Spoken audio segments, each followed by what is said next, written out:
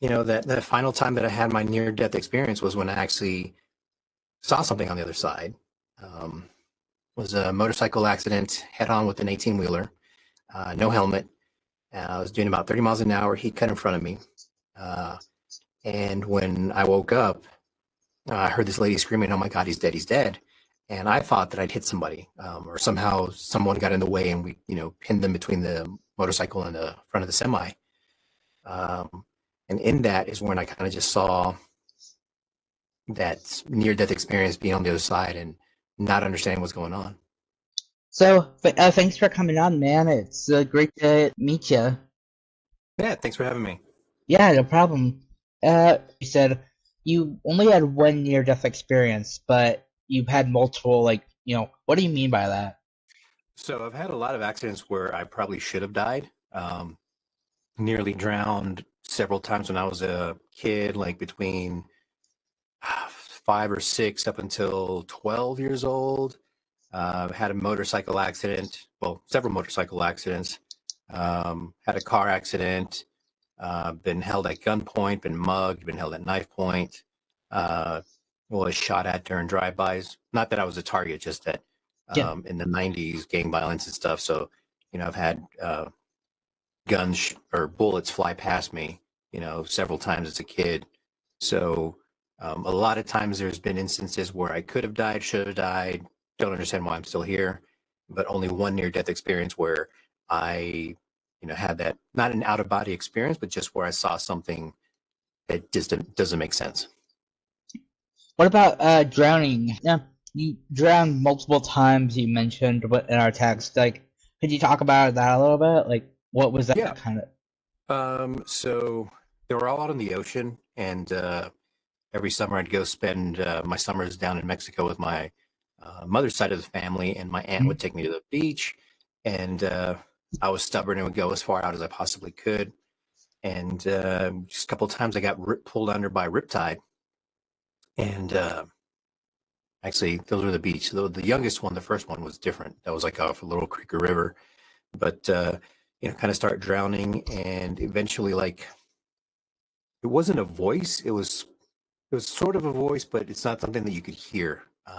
It's not like hearing someone talking to me, just kind of an understanding, or just something that just kind of told me to be calm. So I calmed down, relaxed, and then um, there were commands that I couldn't hear. That's the best way to explain it. Just commands that I did not hear, kind of told me to be calm, relax, go with the flow. And then once I come up for air, now breathe and now do this. And kind of told me how to get out of being stuck in the riptide or from drowning.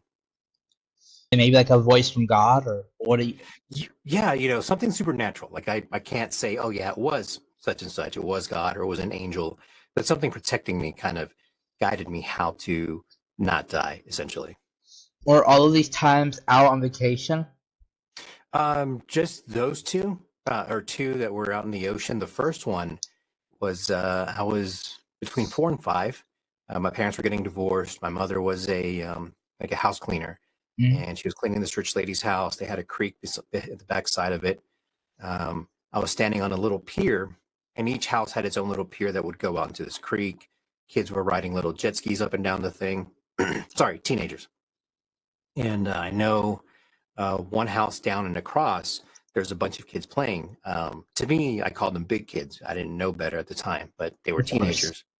And I'm looking at the water, and I see all these mosquitoes kind of just shimmering over a scourge, or a group of mosquitoes were just kind of hovering over the water, just kind of shaking. And it just, first time I'd ever seen it like that. So it kind of confused me. And as I was staring at it, I fell in the water.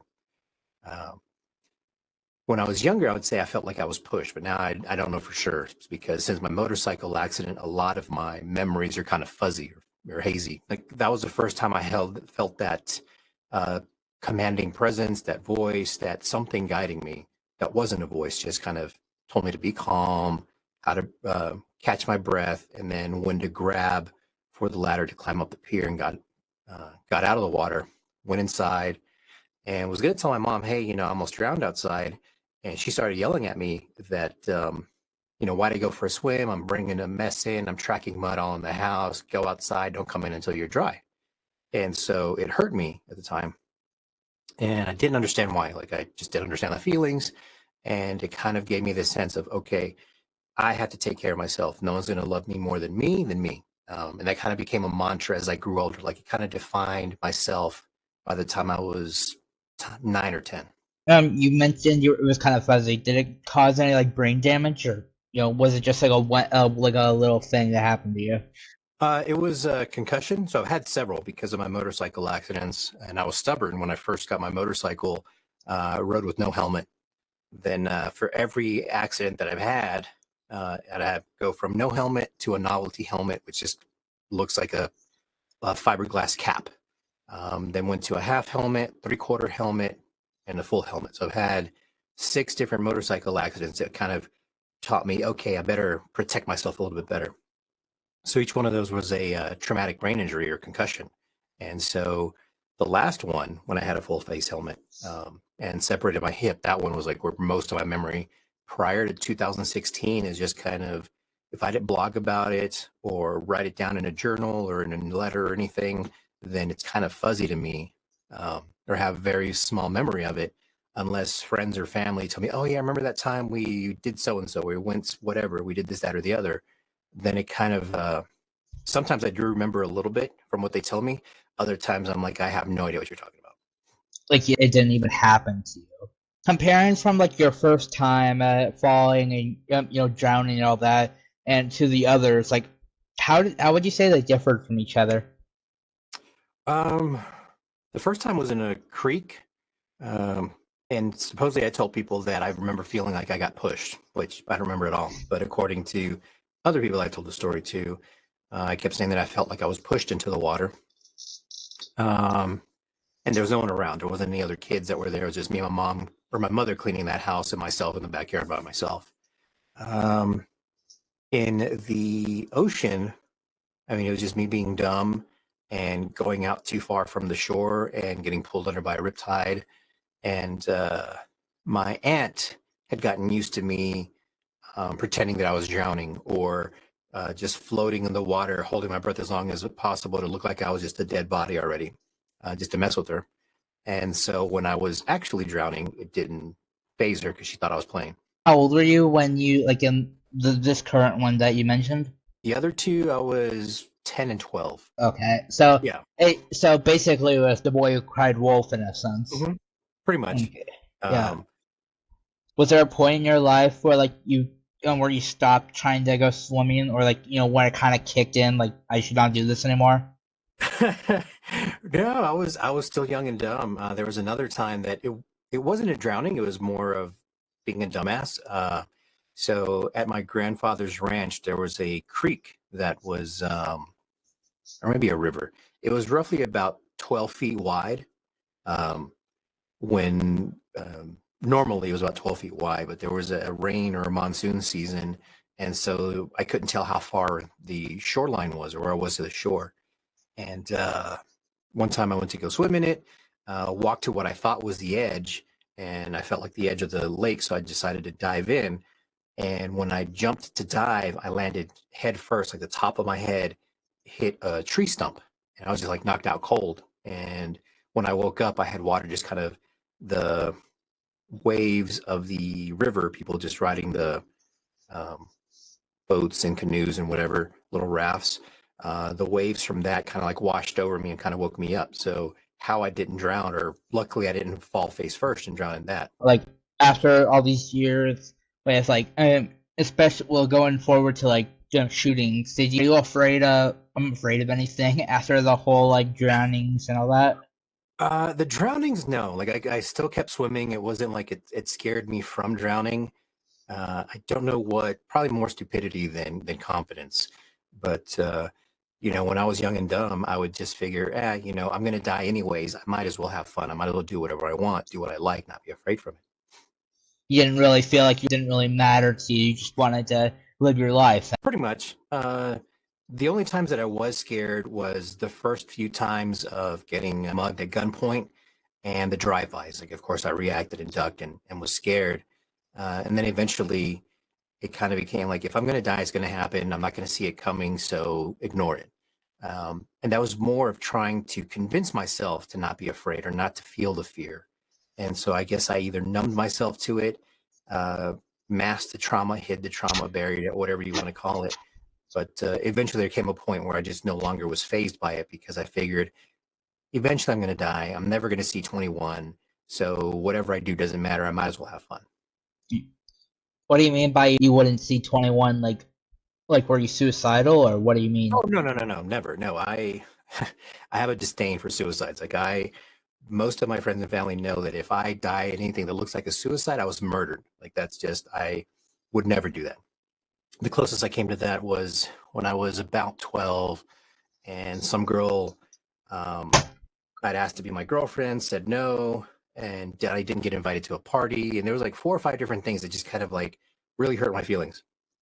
And I was 10 or 11, didn't know how to deal with them, was upset, and thought, yeah, I'll kill myself and make her wish she had me, or something stupid, like, make her regret it or whatever. And eventually it changed from killing myself to make her regret it to being the best guy any girl would want to date and make her regret it that way. But me not seeing 21, having been born and raised in Houston, where it wasn't the biggest gang spot in the US, but one of the bigger ones. And I mean, drive-bys at least once a month for 2 or 3 years, at least during the school year, would happen. So it wasn't that I was in them once a month. It was just at least once a month, there'd be 1 or 2 that would be at my high school or my middle school nearby. It'd be something that I'd always know about in the news. So I figured, me being in this school where there's a lot of gangsters, I just figured it's just inevitable. Like, it's statistically whatever, I'm going to die. I'm not going to see 21. Not that I was involved in gangs, just that I was associated with a lot of them, more for protection, because I was good at drawing. So I would draw so-and-so, gangster name and Maria together forever, whatever, and draw that for them, more in part to be like friends with them and to be like one of the cool kids because I'm friends with gangsters, but also in a sense like, hey, I drew that for you. Why don't you look out for me? Kind of thing. So it's kind of trying to seek protection without asking for it. Going back, you said you were held at gunpoint. What was that like? Like, how did that start? So ever since that girl, I said, hey, I'm going to make her regret not being my girlfriend. I started just chasing after girls. I realized the worst thing they can do is just say no. Well, the worst thing they can do is say, ew, no, fuck off, you're ugly, blah, blah, blah. But in my mind, the absolute worst is just, she says no. And so it just made me fearless in asking girls, hey, you want to go out? You want to skip class? You want to make out? And so I was making out with girls and doing all kinds of other stuff in middle school. And which was funny because I was fearless in that sense of just talking to girls, and these gangsters were terrified of them. But they would have some girls that they either had a crush on, or some of these girls were ex-girlfriends, or they were related to them in somehow. So the gangsters would get mad that I'm either messing around with their little cousin and giving her a bad reputation for hanging around me, so they're going to teach me a lesson. Or it's their ex-girlfriend, and because she's his ex, no other guy should ever talk to her ever, so they're going to get after me. Or just some variation of that, where these gangsters just had it in their head that they can't get these girls because of me, so if they get rid of me, then they'll be able to have her. And eventually the first few were more meant to scare me and to take my money, because I was at the time kind of like the GameStop of my school. So I'd buy, sell, and trade NES games, Super NES games, and Sega Genesis games, just buying, selling, and trading them. So I always had at least $100 on me, give or take. And so they would mug me to steal my money, to steal my games, but also to scare me to not talk to these girls or stop talking to so-and-so because, that's my girl, or that's my cousin, or that's my little sister, or whatever.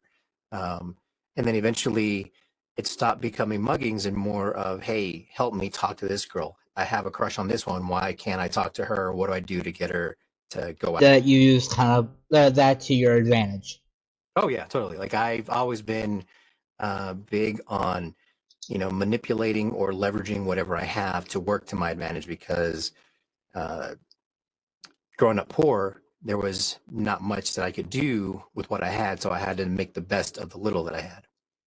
Mentioned that a big point of it was that you flirted with gangsters, siblings, and cousins and stuff like that. Was there a point where you actually got got with them as like a date? Not a lot of dates, because back then my goal was to have sex, and I didn't want to go to high school being a virgin, because according to all the guys in gym, they're all having sex and I'm the only one that doesn't have it, not realizing until I was an adult that most of those guys were lying. But in my mind, well, shit, I don't want to be the only virgin in high school, so I got to do something now.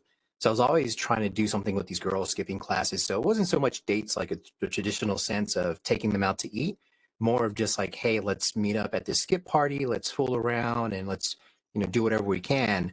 But I get scared out of doing it because I didn't want to get a girl pregnant. So it was like I wanted to have sex, but also didn't want to get a girl pregnant. So then we do everything but sex. So maybe I asked this before, but how was like the whole shooting thing go about? Like, did I ask that? I don't remember. no, the first one, the scariest one, just walking down in front of the high school or in front of the middle school, going towards a convenience store that like all the kids would go to, and my shoelace was untied, and something told me, hey, stop and tie your shoe right now. And so I was kind of confused by it because I've been walking half the day with my shoelace untied. Finally bent over to tie my shoe, and as I was kneeling down, or by the time I had my hands on my laces, I'm hearing the bullets just kind of shoot across. And when I look up, I see a guy with his arm out, pointing out and shooting the gun, and I look ahead and I see a kid fall down. Don't remember if he made it. I think he did, because I don't remember that many kids dying, and I think I would have remembered the one that died in front of me. But I remember this kid being shot, and by that time we started having to wear white tops, either polos or dress shirts, and khaki pants, just to avoid gang colors being shown at school or worn at school. So I remember seeing this white shirt and khaki pants starting to kind of get blood soaked, get red. And so I just kind of focused on that until someone pulled me away and told me, hey, it's over, it's over. So that one was the scariest one. That one kind of just froze me. And, all the others, don't remember anybody else getting shot, just everybody ducking for cover and being scared and terrified and just, heads on the ground or balled up or, just kind of hiding as best they can. Like what's your outlook on life now that everything's happened to you at such, guessing a young age? Now it's more of, hey, live your best life, do everything you can today, because you don't know if you're going to live tomorrow. Up until probably 16 or 17, my thought was like, fuck it, I'm going to die soon, so I might as well have fun. So it's always been living your life to the fullest, not having regrets, or trying not to have any regrets, and just not put things off for as long as possible, because you never know if you're going to get around to it. Especially since my mother died when I was a teenager, a lot of family members up until like I was 15 or 16, and 7 years ago, my wife passed away. So seeing how that can all happen, realizing, hey, life is short. So I could have a heart attack when this is over and never hear from anyone again. So today I should do every day, not just today, but today should be my day to do whatever I want, to do the best I can, because I don't know if I'll be here tomorrow. How about relationships? Are you still in the same mindset you were when you were like 13, 14? No, I was that way up until 2011. So I didn't realize I was an intercourse addict. I thought, hey, my job as a man is to be with as many women as possible. Like that's the value of a man. That's the definition of a man. That's just what I grew up with. Whenever my stepfather or my father would hear about things I was doing with girls at that age, they're like, oh yeah, I was like that too. Good job. You're doing great, blah, blah, blah. So that kind of thing, like, oh, well, I need to keep doing this. So I didn't see anything wrong with it. Excuse me. And so I eventually ended up having sex and just treated women as disposable. Like, if they weren't there for me at that point in time when I wanted them, I could find someone else. So I misused women and didn't treat them as human beings, because it was so easy for me to convince one to sleep with. And not that they were all good looking. So it was just women in general, fat, old, ugly, pretty, young, whatever. It didn't matter to me, just so long as they said yes. And eventually someone would, can be. What's the best support system you'd say that has helped you? Up until, say, 25 to 30 years old, it was just me, myself, and I. My outlook was, I have to figure it out. I'm going to have to do it because no one else is going to do it for me. No one else is going to care enough to ask me to find out how to help me. It wasn't until I started going to therapy and realizing, hey, there's a lot of bad things that I do, toxic behaviors that I have, poor management, poor communication, mismanagement of feelings, not understanding my feelings and not communicating them. So instead of assuming, hey, everyone needs to know or assume that I need help and help me, if they don't, then they're against me. I should change that perspective. Like, hey, if something's bothering me, have that conversation with them. Just tell them, hey, X, Y, and Z bothers me. This hurts me, blah, blah, blah. And if they see me as less of a man, if they don't want to talk to me, if they don't want to resolve it, then I don't need that person in my life. And so now it's more of, hey, have honest communication with everyone, because I can't do everything by myself. I actually need help. Everybody needs help. Nobody can do everything by themselves. And so having that realization, then I am more open to having those conversations. What about family? How did they react to after the shootings and drownings and everything? I don't know. I never told them about it. Like it Yeah. was just, yeah. So if it made the news, so my mother, excuse me, my mother wouldn't watch the news, rarely, if ever. If she did, it'd be Spanish language news. And in Spanish language news, American gang problems weren't worthy of being on, like drive-bys weren't newsworthy. Anything cocaine related, all day on their station. And so in American language or English language news, we were in the ghetto. We were in the bad side of part of town. So it's going to happen. You're going to get drive-by. So it's not newsworthy. So it never got on her radar. And of course, there was no internet back then. So it's not like she can get on her phone and see that her son's middle school or her son's high school was shot up. So it was just, hey, I'm a little dirty today because I rolled around in the mud. Not that I dove for cover or whatever, because, it wouldn't register for her that it was an issue. So it was just another one of the things that I just kind of kept in and bottled up. So she just never knew in all of your life. No, the only thing she knew is when she found out that I got suspended, because it sent a letter home and, find out, hey, what'd you get suspended for? And I'd get in trouble for that, which was me skipping class to go do stupid things with girls. How is this? Has this affected your mental or emotional mindset on anything? I think bearing and hiding the trauma made me more resilient in a way, or more tolerant of bad things happening in life. So 9/11, being in the Army and all this other stuff didn't bother me, didn't faze me, because I've already seen worse. Like in my mind, I've done worse, so nothing can scare me, nothing can faze me.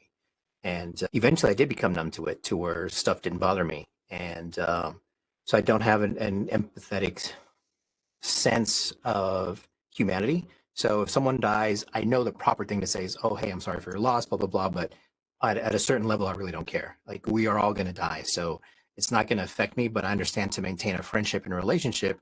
So in a sense, it's kind of psychotic that the human reaction should be A, but I really don't care. But because I care about this relationship, I care about the benefits that we can give each other, that as a human, we should have some type of level of empathy and sympathy. And hopefully you get over this sooner, or else I'm going to have to stop talking to you because I can't deal with your emotions. I have a hard time understanding my own, that adding other people's just is too much of a bother.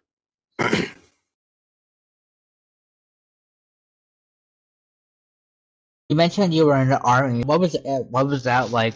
I was in for just under 3 years. I joined back out of high school in 96, 97. No, 98, sorry. And so I was in there for 3 years. I'd hurt myself day one of basic training. I messed up my ankle, but I hid the fact that I hurt it because in the Army, so if you sign up for a particular job, whatever you sign up for, You're guaranteed that job only if you pass basic and your schooling for that job the first time you go. So if you get hurt during basic, if you get sick, if anything goes on, then you get what happens is you get recycled. So you get pulled out of your class. You are kind of like in this limbo of doing administrative work because you're not actually a soldier yet.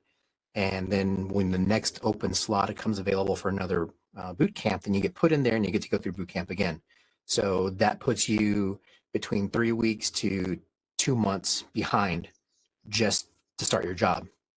And so when you finish basic, now instead of being guaranteed your job, now you get assigned to wherever they want you. So if they need you to be infantryman, if they need you to be a cook, whatever other job that they need, that the Army needs, that's what you're going to do. Like you lost your slot. So that's why I hid the fact that I was injured and just kind of dealt with it, but making my injury worse. So eventually I just kind of stretched out my ligament, was always hurt, was always getting in trouble because my superiors always thought that I was faking my injury. And eventually they were going to kick me out for, it's called malingering. It's basically faking an injury or pretending to be hurt. And so when they sent me to kind of prove that I was lying, I actually saw an orthopedist because all that time I'd only see just a soldier that was trained to be like a medic, like for basically basic first aid.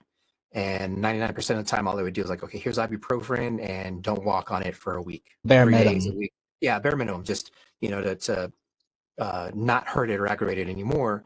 And so finally I saw an actual doctor and they said, oh shit, your ankle screwed up, you need surgery. So they gave me surgery. And then now my superior was like, oh, well, if he's broke and he's hurt, well, we don't need him. So let's kick him out because of that. And so got kicked out for essentially on a medical discharge. And 9/11 happened. I was actually supposed to get out on 9/11. And when that happened, everything kind of got frozen for a while. And they were telling me, hey, if you sign this waiver, you can stay in the Army. Like, I've been trying to stay in this whole time. You thought I was faking my injury. You thought X, Y, and Z. Then because I was actually hurt, you thought I was useless. And then now because we might be going to war soon, you think now you want to keep me. So told them to fuck off and just got out of the Army. So I got out on 9/18.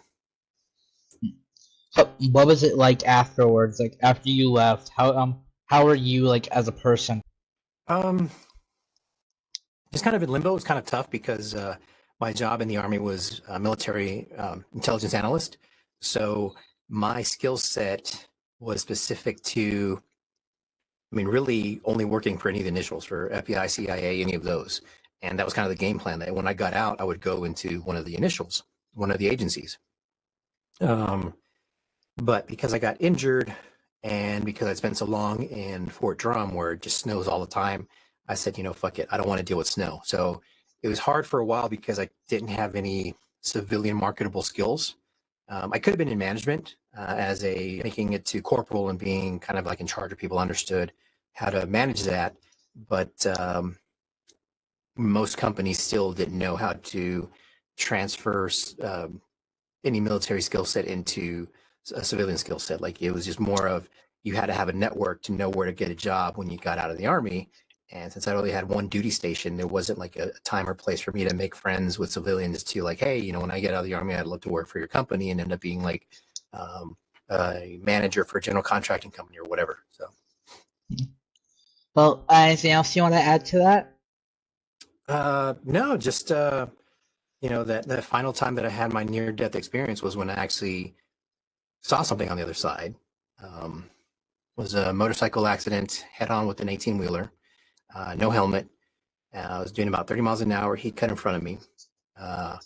And when I woke up, I heard this lady screaming, oh my God, he's dead, he's dead. And I thought that I'd hit somebody, or somehow someone got in the way and we, pinned them between the motorcycle and the front of the semi. And in that is when I kind of just saw that near-death experience, being on the other side and not understanding what's going on.